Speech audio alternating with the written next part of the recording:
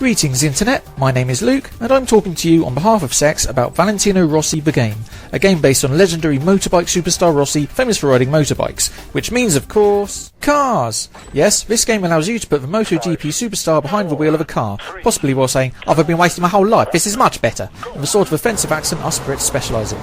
Motor bicycles are the focus here of course, so you'll be seeing plenty of this. But yes, cars. The real-life Rossi likes to drive them, taught the basics of rally driving by none other than Colin McRae himself. Developers Milestone specialise in races, including rally games, so the car handling is much better than you might expect. So I don't really have any excuse for having not taken this corner any better. Like love in that Wet Wet Wet song, licensing is all around here. Official drivers, even if they look like a set of terrifying clones here, as well as the proper vehicles, teams, tracks, and of course, advertising. As you can see, the obligatory racing line is present and correct, and there's also a rewind feature. Trust me, you're going to need it. Even with all riding aids on and opponents set to their most incompetent, this is a brutal game. The sadists amongst you can dampen or switch off aids to increase the points you earn.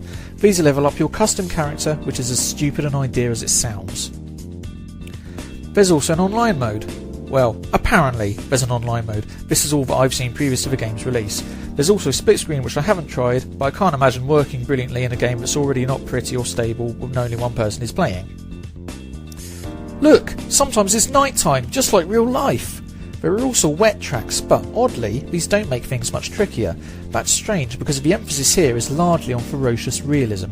The sort of person with an almost sexual affection for bikes will be thrilled to hear that you can tune your machine in various ways, and you have both the 2015 and 2016 MotoGP seasons to play through.